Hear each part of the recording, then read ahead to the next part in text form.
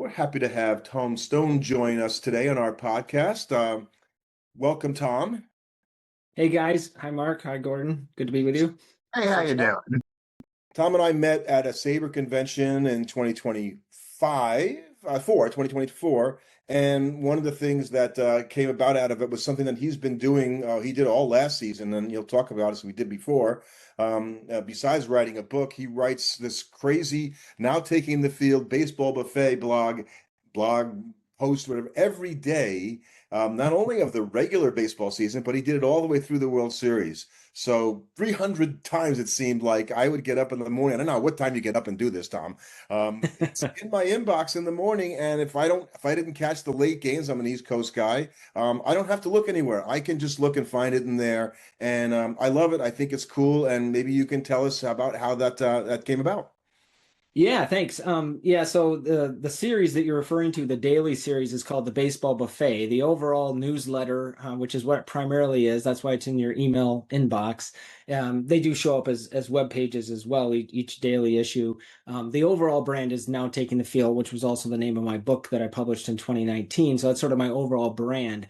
But the Baseball Buffet, the idea with it is that newspapers today don't publish the box scores, they don't publish the game recaps, they don't really cover baseball like they once did. The sporting news isn't, around like it was either. And so I'm trying to provide something that is written in a very sort of pithy, short, easy to scan way that covers things like during the season, covers things like game recaps, every game from the previous day, not just a handful.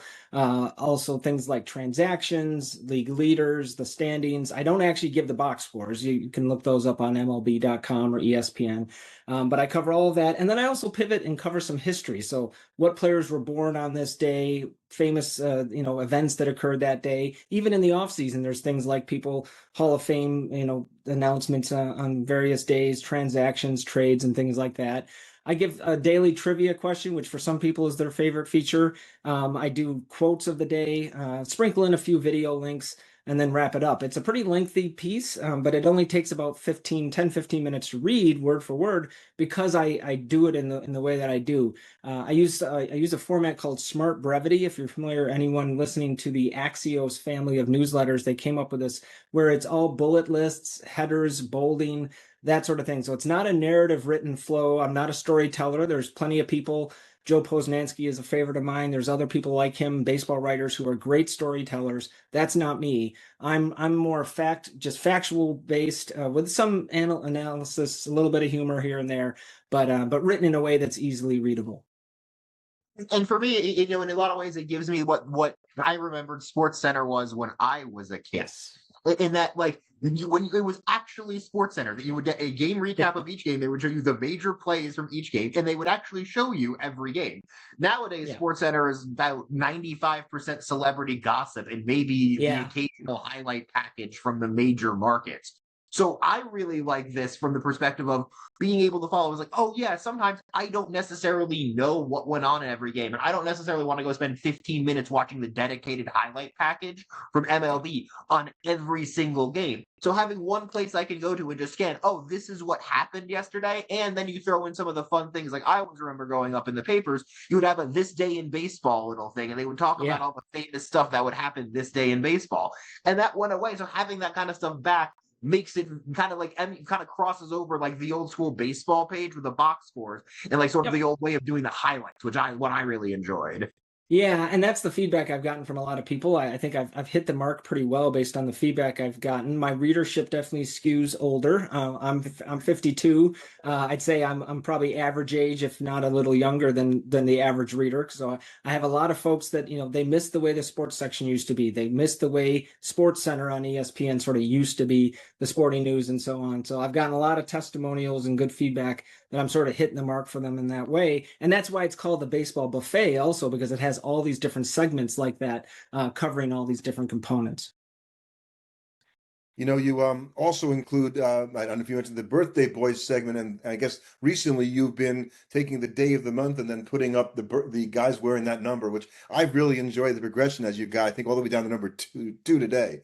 Yeah, yeah. What I'm doing is the countdown actually to the start of spring training. So we're only a couple days away. So today was guys wearing number 2. Tomorrow will be number 1. Guys like Ozzie Smith and others. A lot of infielders that wore number 1 over the years. So yeah, I've been doing that countdown. That's been a fun thing. Obviously, that'll come to an end here shortly. But yeah, it's something as you started off, Mark, too. I've been doing it literally every single day. I've surprised even myself. I started with opening day last year. I thought surely I will miss a few days here and there throughout the season. I mean, I've got a full-time job. This is something I'm doing as a side gig, that I work on late at night and early in the morning. But so far, I have not missed a day in over 320 days. So I don't know how I'm doing it, but so far so It's good. impressive. I got to tell you, and I was rooting for you to finish because you get to a point. I'm assuming last year, like, all right, I've done this every day for 200. I can't fall down now. Yes, well, it's a hot streak. Yeah, it's a hot streak. And I thought, well, maybe I'll let up some during the postseason. Nope, I kept through the postseason. Well, the offseason, there's not a lot of news each day, but I'm finding things to talk about almost every single day. And I didn't really realize this in past seasons.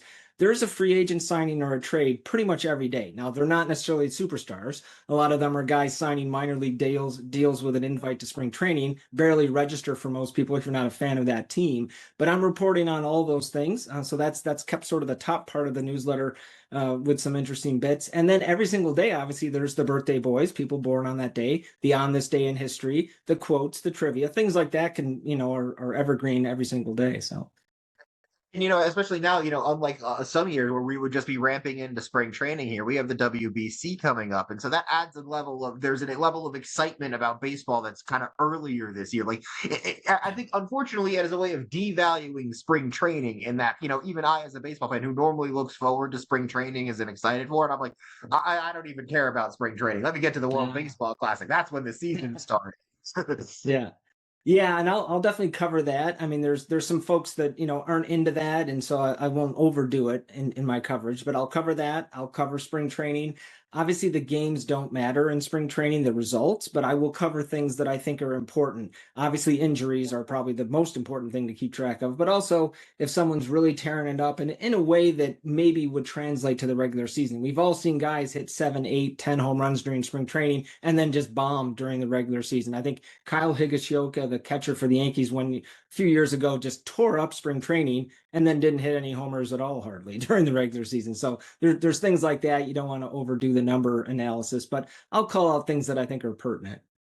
And I think they've even talked about that with guys. Like, I remember, I think it was one of the Met broadcasters when you were talking about, like, with the spring training guys, they're like, sometimes you almost don't want to look for the guys that are putting up really good numbers, because a lot of spring training is about working on process. And so you might be taking at bats in spring training in a way you would never approach it in an actual game, because you're trying to work on something in that at bat. So if you've got a guy that's putting up crazy numbers, he might be up there trying to get hits every time and trying to really take them like a game, regular season, at bat, when nobody else in the park is doing that but him, maybe.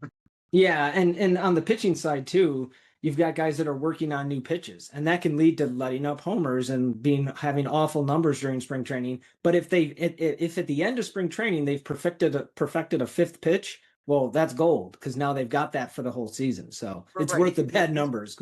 Right, these pitchers are they're probably throwing these off speed. If they're working on a new off speed pitch, you're probably going to be way more willing to leave it around the strike zone to try and throw a strike than you would ever throw that pitch that way in the regular season. Because in spring training, who cares if I give up a home run?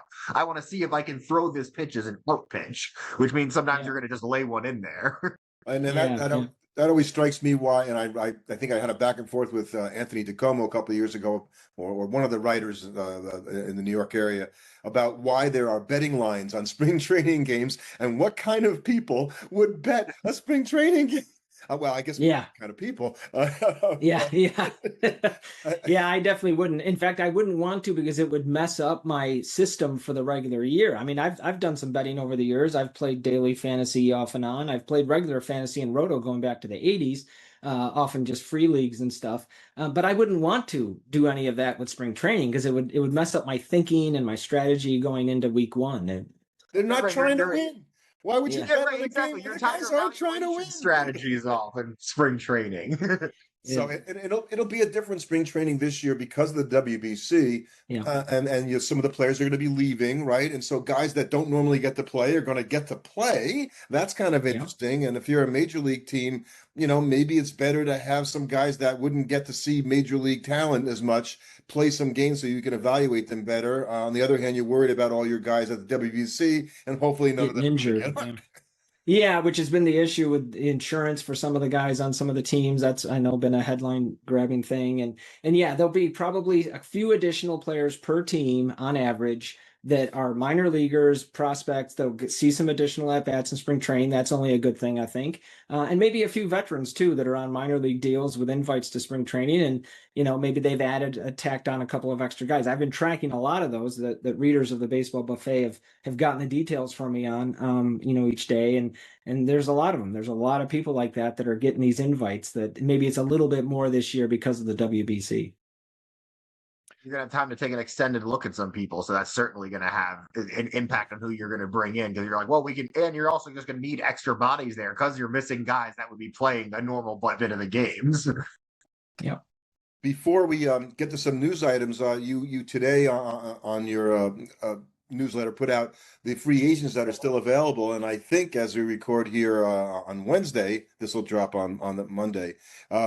None of those guys have been signed yet. So there's, like you put in your note, there's a lot of free agents that are still out there. I didn't realize who was still. Now some of them you might not really take as a serious free agent, Yeah. but there's some talent out there, and it's kind of interesting that it's taken that long to sign these kinds of guys.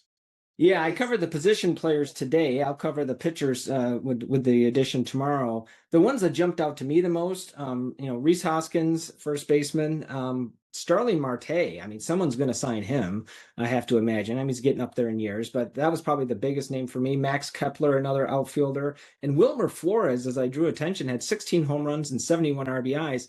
After a couple months last year, he was leading the league in RBIs. Now, that obviously didn't result in him leading by the end of the season. But he had a great first couple months of the season. He's mostly a DH now, but he's still got a lot of position flexibility. So some of these guys will certainly get signed somewhere. It is interesting looking at the list of guys, because when you look through the names that are on there, it's weird because you're like, wow, I recognize a lot of these names. But you're also like, I'm not surprised by basically any of these names being on this list. You're like, oh, really? Like you said, Rhys Hoskins is probably the guy that is the biggest name. And like Justin Turner was once the best player that's on this list. It's just that he's a lot older now. So I think it's just hard for him to find a team that wants to give him a spot. And that's what a lot of these guys are. They're older players that are like, hey, I'm still good enough to warrant a major league roster spot. But what teams are going to want, teams might be waiting to see, okay, who's going to come up, injured in spring training, and we need to bring in a guy we can trust to play that position for 2 months in the beginning of the year. Yeah, I'm sure the general managers and their analyst teams are, they've got those lists ready to go, that in case of injury, these are the ones we would want to target and quickly, so we get them before someone else does. Yeah, I think that'll be the biggest trigger is injuries here over the next few weeks. There are a few vibe guys in the free agent list that kind of pop out to me, going, okay, you need a bat. You mentioned Starling Marte, known as a very good clubhouse guy, even when he was on the Mets, and you know him from his time with the Pirates. We know you're a big Pirate fan. And so is Andrew McCutchen, by the way, on the list, and looking to extend his career, I guess. And he was talked about possibly going to the Mets. I don't know if he wants to get a lot of at bats, but those kinds of guys, along with even Jose Iglesias, who did it for the Mets, they add to the clubhouse in a way that might make them a different kind of selection than some of the other guys on the list. Yeah, absolutely. I mean, some of them I think bring that veteran presence, and they've got a good attitude. But I think the biggest factor is what Gordon said, which was the injury replacement, having these guys at the ready, and the same will be true for some of the pitchers, which I'll cover tomorrow. There's some good starting pitchers. Lucas Giolito still out there, I believe, and a few other good starters. A lot of the relievers have been signed. At the very beginning of free agency this year, I counted it up. There were over 100 free agent relievers on the market, and the vast majority of them have been signed by now. I mean, it's really quite something. We've all witnessed the specialization of relief pitching over the past several decades, but there's just so many relievers out there. And I think there's probably something very interesting to do when you look at a lot of these guys, because when you talk about 100 of these relievers got signed in the offseason, a lot of these guys probably got signed to very short-term deals. And it would be interesting to see how many of these guys even finish the season with the team that they signed with this offseason. Because I bet a lot of these guys are going to pitch a few innings, get DFA'd, and then just get picked up by another team. And some of these guys might end up pitching for 3 or 4 teams across the whole season this year. That's I mean, you're having guys pitch for multiple teams within the same season, back when guys used to pitch for the same team their entire career. Yeah. Yeah, absolutely. Definitely a trend that we've seen more and more of. And I've seen that a lot with guys recently. It's a commoditization, and we can get off on a tangent here, which we won't. But and I wonder if it's not just the way the MLB owners and what really want it to be, that aside from the very top guys, everybody else is interchangeable, and and that way we don't have to pay them long-term contracts. And if we don't like them, we can just cut them. And it's an evolution that I would think the MLB Players Association isn't terribly fond of. But they got their own issues now, right? Because Tony Clark is out, and they're going to go into a negotiation December 1st, and we're not even sure who's going to lead the players union. Yeah, I saw a quote from Chris Bassett, who was saying we don't want to rush the decision, but nonetheless, he was suggesting they might have a choice made by sometime next week. So I think the idea was let's not just pick someone in the next couple of days, but the thinking was they would get someone in that position to replace Tony Clark here pretty soon, at least from what Bassett said, and he must be the player rep from his club. Yeah, he is. He is, as a matter of fact. And yeah, that there was a guy named Bruce Meyer who came up a couple of years ago, and he's negotiates on behalf of the players. He could be the head of the guy. Also, former Minnesota Twin Kevin Slowey is the Players Union Managing Director of Player Services, longest title ever. And certainly, from the players' perspective, they might want to have another player like Tony Clark was lead the union. Yeah, Clark was the first player, was he not? I believe so. Yeah, Yeah. I think so. Yeah. Yeah, so that was a change, and he's been in the position a long time, and I guess there's some recent controversies that have come up around him, but besides that, I think people respected his work up until maybe very recently, and so yeah, I haven't heard anyone say pro or con having a former player come in. We'll have to wait and see. Yeah. Another twin pitcher. Pablo Lopez, first it was an elbow strain, and then the next day it was a UCL tear. And I don't know about the two of you, but I seem to remember his name being bandied about in trade rumors not all that long, along with Joe Ryan. And boy, whoever didn't pull the switch on the Pablo Lopez. Yes, very happy. Yeah, they're very happy right now because he's looks like out for the season. And who knows how long in reality. And that hurts the Twins. You're right. They had talked about trading him, Joe Ryan, even Buxton was rumored. I mean, they were going to do a complete rebuild. They chose not to do that.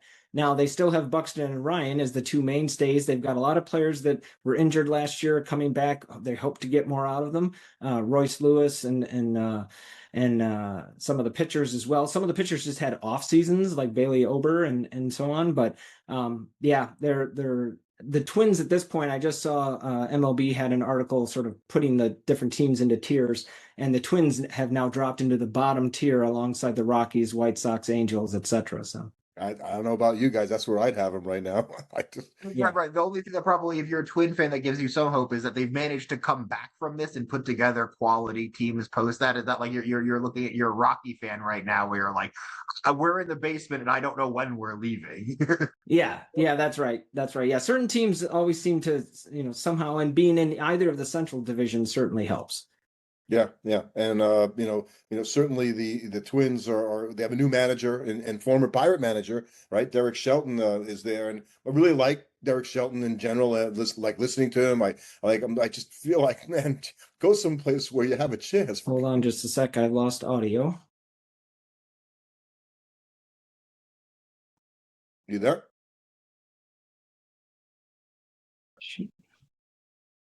So yeah. Anyway. I don't think Derek Shelton's going to be able to fix the Twins. Not in 1 year, certainly. Let's also, I wanted to mention, and I just saw this today, and you might write about it tomorrow, Tom. Schwellenbach and Waldron both go on the 60-day IL for the Braves. And I wanted to That's ask, right. because I heard a couple of people picking the National League East today, and we'll talk a little bit about, about the divisions. And they had the Braves number one. Steve Phillips had the Braves number one, the Phillies two, and the Mets three. And I thought, wow, when you look at the Braves, you really think this is going to be they're going to turn it back around and be the juggernaut that they were a couple of years ago? Yeah, I mean, I think most people are saying they're going to be better than they were last year because they had so much bad luck last year. How could they not be better? I think a lot will ride on Spencer Strider. Are we going to get the Spencer Strider from his dominant years, or the Spencer Strider we saw last year, where you just see him and he doesn't seem like his old self at all. Right. He's good, but he's not Cy Young good anymore. Yeah, yeah, that's the way it's feeling. So for me, a lot rides on that. Yeah, two people going on the 60-day. I mean, Schwellenbach was going to be in the rotation. Waldron was going to be fighting for time. So that's less of a loss. But yeah, I think the Braves will be up there fighting with both the Mets and the Phillies. But I wouldn't right now have put them even without those losses of the pitchers. I wouldn't have put them number one necessarily. Yeah, that's kind of how I felt when I heard that.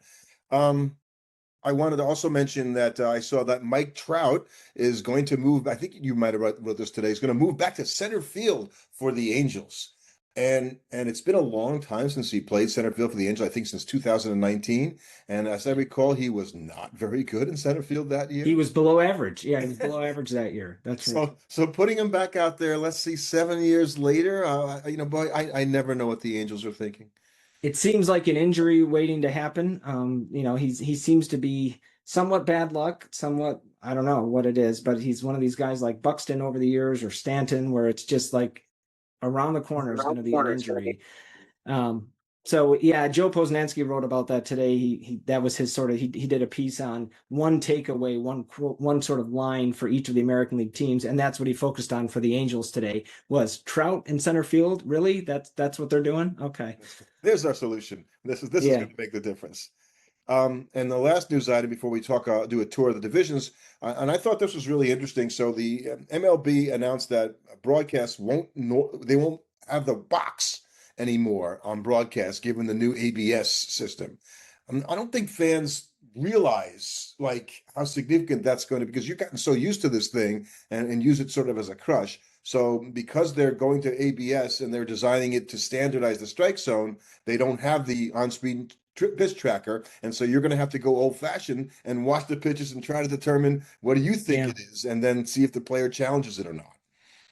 Yeah, I think we're all going to miss that. It'd be nice if there'd be a way to have the new box, if you will, that would be used for the ABS. When they do have what's it going to be called? I guess Challenge system? a challenge. Yeah, the challenge system. If they could display that instead, that'd be nice for everyone at home. We would know ahead of time more or less what the results are. But yeah, I think people are really going to miss that.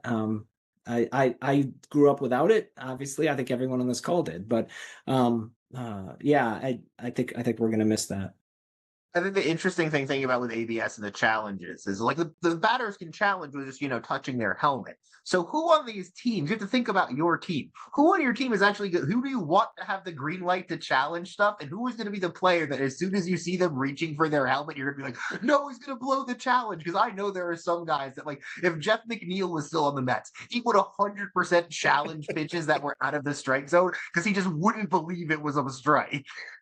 Yeah, and there's also the value of certain hitters, and do they know their value? Do they know their place? Is it important for you to challenge versus one of the stars in a tough situation later in the game to challenge? So some egos are going to come into play here. Some people have really good eyes. Andrew McCutchen, who we mentioned earlier, not yet signed with anyone, super good plate discipline, super good eye. Carlos Santana was recently picked up and signed, really good, veteran eye. So I would trust them to do it, but they're late in their careers. Are they really the ones you want sort of wasting a challenge on an at bat from them that maybe isn't going to be as consequential as one for your superstar? Right, like Juan Soto, when he comes up, if he wants to challenge a pitch, I'm going to trust Juan Soto can challenge that pitch. Mendoza gave him the green light yesterday. Right. Said he can challenge anytime he wants. Yeah, because he's got. Looking at Max Muncy. Max Muncy has a green light to challenge any pitch he wants because they're like, yeah, of course your catcher is going to know what's a strike and what's not a strike, and he's got one of the best eyes in baseball.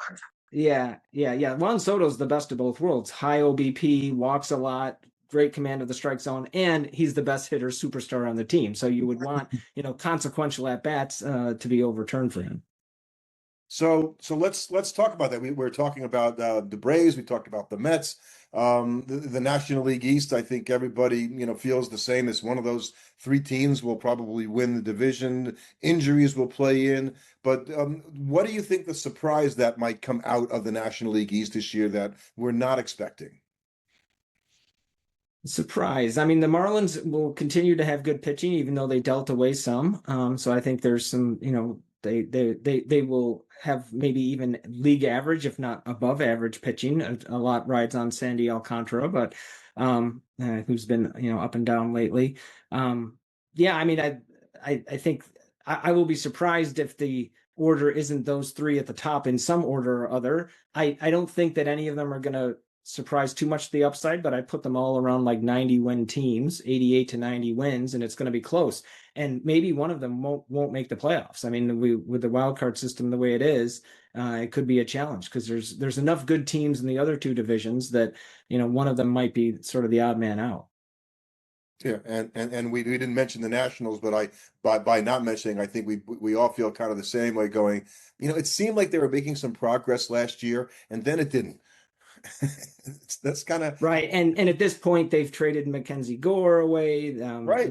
They've got some good young players, James Wood and CJ Abrams and so on. But yeah, I think Yeah, I don't feel like see they have a them direction. playing. Like they have some players, they have some, but what is that team's identity? Where are they going? And when you trade away guys like Mackenzie Gore, it sort of feels like you're going kind of back into a mini reset, which is weird for a team that was already young and trying to find its identity. Yeah, for sure. The one thing I'll say about the Mets is early during the offseason here, I think they were getting a lot of criticism for not making enough moves or making a move, but one that didn't make sense. A lot of the fans were upset with Brandon Nimmo being traded for Semien, Marcus Semien. But then since then, they've come on really strong. They've added a huge number of players. They're right up there with the Orioles and a few other clubs with like making the most offseason moves total. And so, they've got a totally reformed bullpen.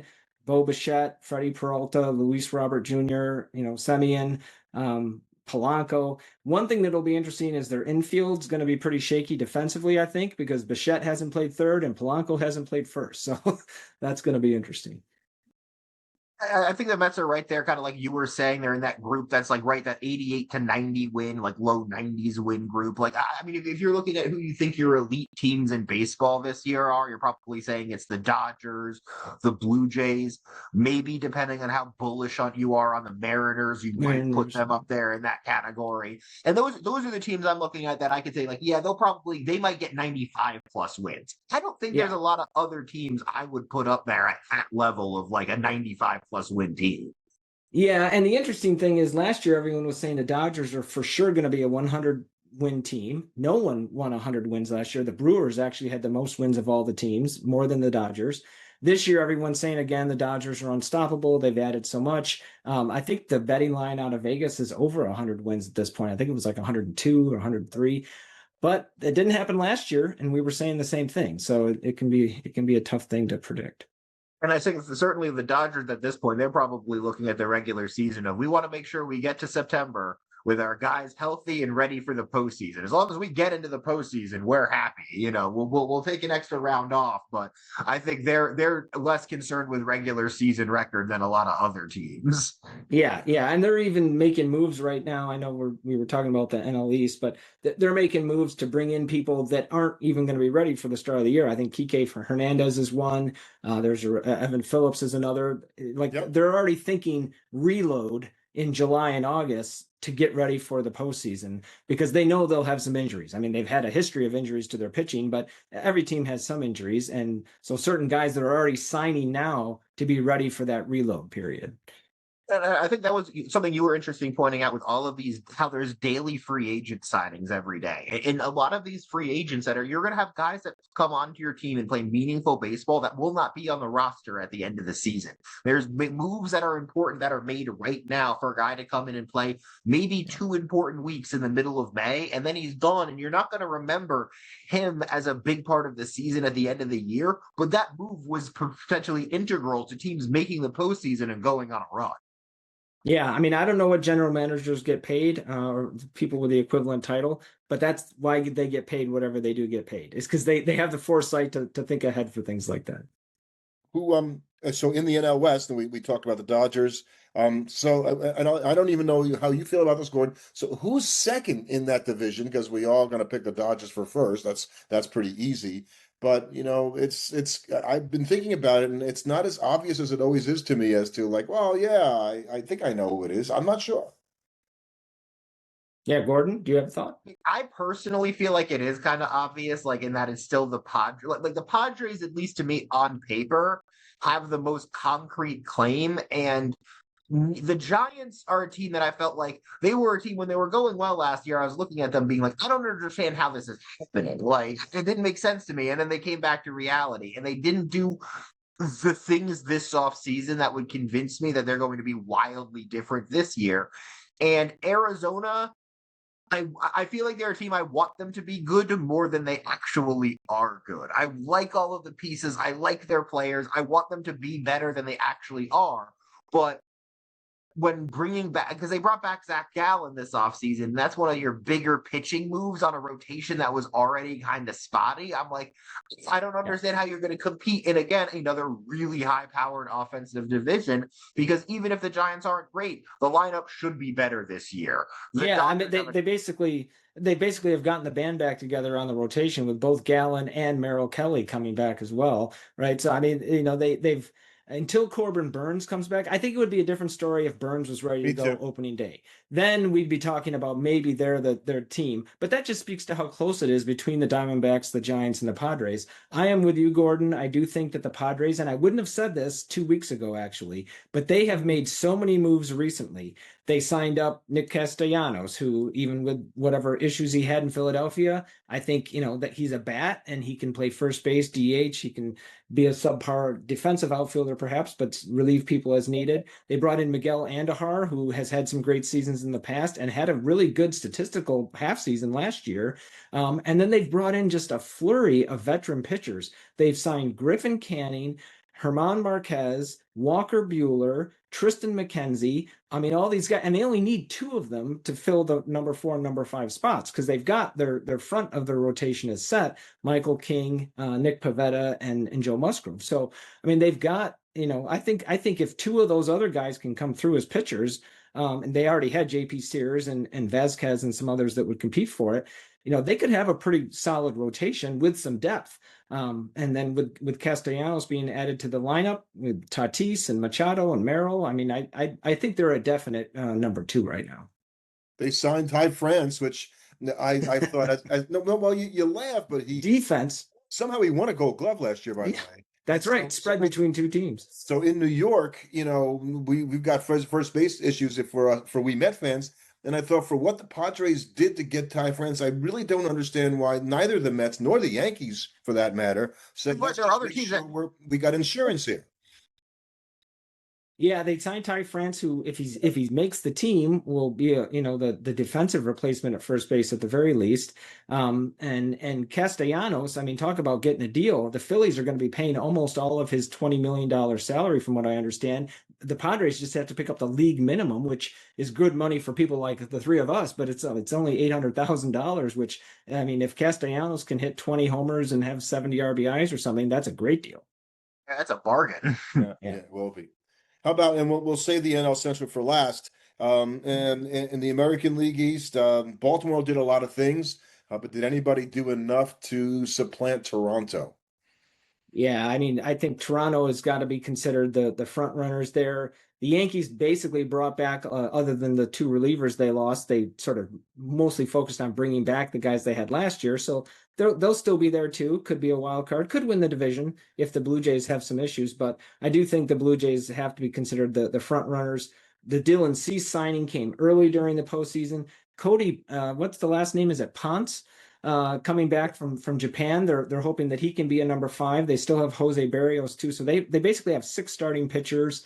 And they signed Okamoto, who was like the number 1 Japanese slugger coming over, I think, to play third base. And so, yes, they lost Bo Bichette and they lost some other pieces like Chris Bassett, who was great in the postseason. But yeah, I think they're the number one. Yankees will be right there. The Red Sox, though, let's not sleep on them They because got a lot of pitching. Yep. a lot of pitching. I counted 9 or 10 legitimate major league arms. If you include the two young guys, Peyton and Connolly early, if you count them as legit because of what they did last year in like limited time, I counted at least 9 starting pitchers. So they've got a lot of depth and they've got a solid front three.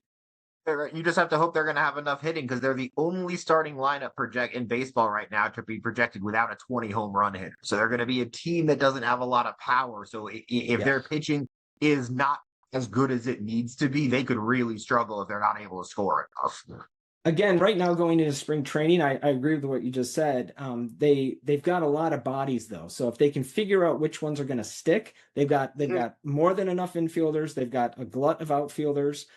So if they can figure out who the ones that deserve to start at each position are going to be, and if those guys can come through, then they'll be in good shape. If everyone is just kind of mediocre and so, and then having a lot of depth doesn't really help you. So. Right. They could be playing mix and match lineups for a long time, trying to figure out who are the guys we actually want to put out there. Yeah. The biggest problem could be that division. Just maybe Tampa's going to be okay. They may not be a division winner, but they're going to be pesky and troublesome and bothersome. So you've got the Orioles will be better, which I guess that's only because they couldn't be much worse. Orioles are like the Braves. They can't be worse than they were last year. And if any, they're going to have to be better. So it's just beating up on each other when you have 4 teams that are capable makes it more difficult to get that extra wild card, for instance, and things that, as opposed to when you have 2 stiffs in the division, that makes it a little bit easier. And that would be like the AL Central because you've got the White Sox and the Twins now, and so the other 3 teams, and that's the AL Central is sort of the AL least in a lot of way when you think about those teams. But what do you guys think about that?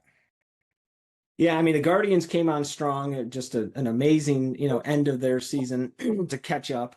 But then in the offseason, they haven't done much. They brilliantly have signed Jose Ramirez to a long-term deal to lock him up, make him a Guardian forever.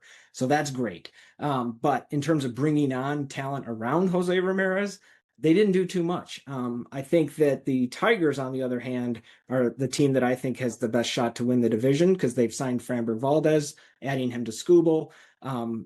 They've lost Reese Olson, but I think they've got enough pitching. They've got a solid 5 going into spring training. They've got Kenley Jansen. I think they have 3 potential closers now, if I remember correctly. Right? Is there? Yeah. So I mean, they've got strong 8th and 9th inning wrapped up, strong starting pitching. They've still got some young guys that you don't know what you're going to get out of them on the hitting side. Torkelson, year to year, you don't know what you're going to see. I think Riley Green is legit now. But we'll see. But I think given the division that it is, I think the Tigers are definitely the front runners. Right, and I think they're the front runner, and it's not close. Maybe the Royals can come in and put up a plucky challenge for second against the Guardians, but I think they're both going to be chasing the Tigers for the majority of the year. Well, I've got a lot of friends in Minnesota. My mom's comes from the Twin Cities. I've got a lot of family there. But I'm going to put out a prediction that I think there's a legit chance that the Twins come in last below the White Sox because the White Sox are they're bouncing off their horrific season from what was it 2 years ago, and they're going to inch up. The White Sox aren't going to make the playoffs this year. Let's not go crazy, but they're probably going to come in 4th. But I could see them beating out the Twins. And the Royals did bring in the fences 10 feet, right? So the problem for the Royals might be that their pitchers might not like that so much. It's like the situation for the Rockies all those years back when it was home run heaven, right? The hitters loved it, but the pitchers not so much. It was a death knell for your career to be a Rockies starter back then. Still kind of is. And then out in the West, you have Seattle, and you might look at Seattle in the same way you do the Tigers and maybe the Blue Jays, like it's their division to lose. Because when you try to pick out, okay, well, who's going to give them a run for the money? I guess you might have a conclusion, but I'm not as sure as I usually am that the Astros are the second place team necessarily in that division if you're going to go with the Mariners first. So I do like the Mariners first. I do still like the Astros second, just because they've got the leadership from guys like Altuve and Correa. Leave aside the controversies from years ago with them, in terms of their veteran presence on the team now.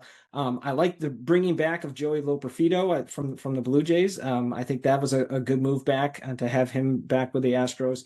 But the main thing for me with the Astros is their pitching. Again, I love teams that go into spring training with, like the Red Sox have, like 8, 9, 10 arms. Now, some of the Astros ones are coming off of injuries, and they're coming off big question marks. Arrighetti, Lance McCullers is one of these people that seems to be always injured, like Really Trout and injured, Stanton and stuff. But they're talented, and they traded to my Pirates and got Mike Burrows. I'm a big Burrows fan. They signed, I don't know how you pronounce the last name, Tatsuya Imai from Imai, Japan, right? Yeah, Imai. So, I mean, they've got, they're going to have 5 good starters and probably a 6th and a 7th for depth coming out of spring training. So that's why I like them for second over the A's. The Athletics, I don't think the pitching is nearly strong enough. Like, people are counting on Jeffrey Springs and Luis Severino to have that be your 1-2 punch, and then who knows after that. I'm not a big fan. The offense is great. In terms of lopsidedness, hitting versus pitching, the Athletics might win that this year. Yeah, I think we agree too. They've got a team. You look up and down the A's lineup, and you're like, wow, there's a lot of guys I'd like to have. All these guys are good. Yeah, exactly. So let's finish up with the National League Central, and we'll talk about the Pirates in the context of the changes they made this year and where you see them from where they were, and sort of how the fans feel about the team today.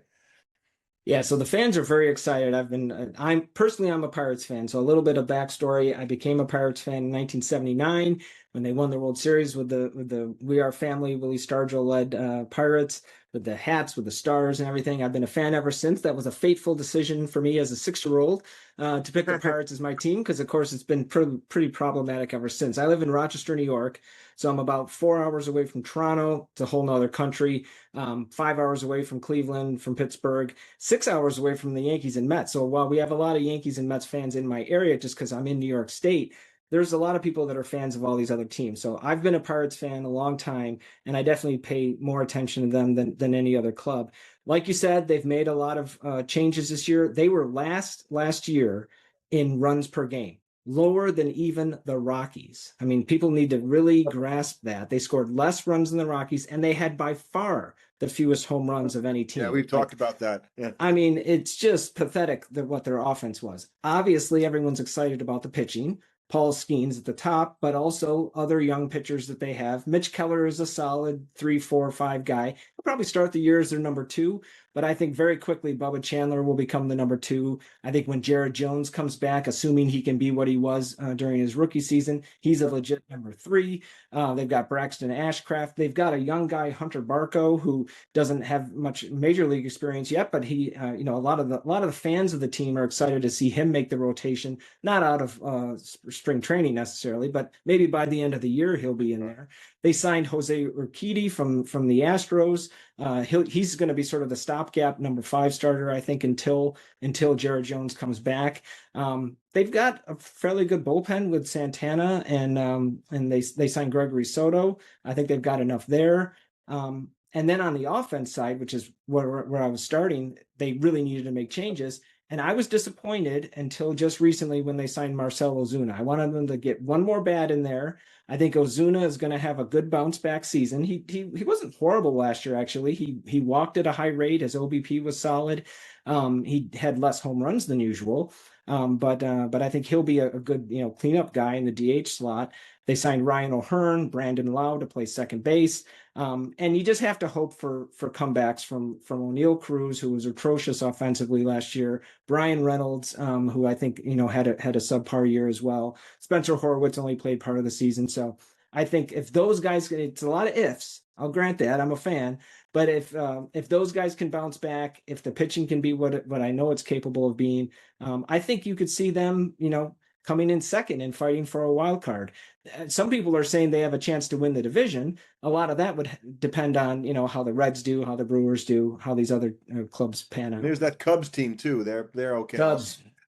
Yeah, yeah. The Cubs have made some major changes, bringing in Bregman, but they lost Tucker. So I mean, there's some trade-offs there from what the Cubs have done. Most people would probably pick the Cubs to be the front runner in the NL Central at this point, with the pesky Brewers maybe coming second, and then maybe some would say, yeah, Pirates might be third. It's Pirates between and the them and Reds, the I think we feel Pirates or Reds. Yeah, yeah. Well, I think The the Pirates Cardinals are clearly rebuilding. So I think both the Pirates and the Reds look at themselves and saying, "Hey, there's no reason we can't we can't finish second in the division this year and maybe challenge for first place if everything breaks our way." Like, I think that's kind of how they're like.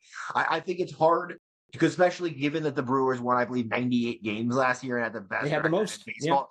It's hard to jump yourself to being like, "Oh yeah, obviously we're going to jump to that level." But I think it's totally reasonable for the Pirates to be thinking of themselves with that rotation and the improved lineup as, "Hey, we're a team that should be challenging for a wild card spot yeah, this year." yeah. Could we win 85 to 88 games and sneak in with the last wild card spot? I think that's a totally legitimate goal. Right, that should be that should be their expectations for themselves, and not a best case scenario. Because I think otherwise, in terms of what's up that in terms of the pitching, they have one of the better staffs in the National League. So as long as their hitting improves, and we were talking about this in our last podcast, that PNC Park was like the hardest home park to hit home runs in by Statcast last year. It was like by far the hardest park. But in part of that was a combination of the Pirates pitchers are really good, so it's hard to hit home runs there. And the Pirates lineup was not particularly Really did not have a lot of power, so they didn't hit a lot of home runs there. So it was like a combo effect. Yeah, that's a big asterisk there. I will predict one thing. The Pirates will not be last in runs per game this year. They will not be last in home runs this year. They might only be middle of the pack in both those categories, if that. The pitching will be above average, as it was last year for sure. And they will lead all of baseball in one thing, and that will be the most players' names misspelled. And that's because they already had Carmen Majinski, that spelled MLOD, well, something, something, something. And then they signed the password, Jostinson Garcia, and which is an impossible spelling first name. So they will have the most spelled names for the season for sure. That's great. I love that. So, Tom, tell us what else beyond doing the daily thing. What are you working on? What else can we look for from you? Yeah, so I mean, my number one thing is continuing to write every single day. I want to see how long I can keep this streak going. I'm sure it'll get busted at some point, and then I'll rebound and start a new streak. But yeah, the baseball buffet every single day. You sign up; it's a free newsletter. I'm going to start making aspects of it be a paid tier this season. I'm looking to get some sponsors and advertisers for it as well as a secondary way to get some revenue from this. My long-term goals are to focus more and more on my baseball writing and not have it be a side gig. I will be doing an update. People always ask me this, the book that you see over that shoulder, now taking the field. That was my book that published in 2019, all-time dream teams for all 30 franchises. You can see by the spine that it's a pretty beefy book, 600 plus pages.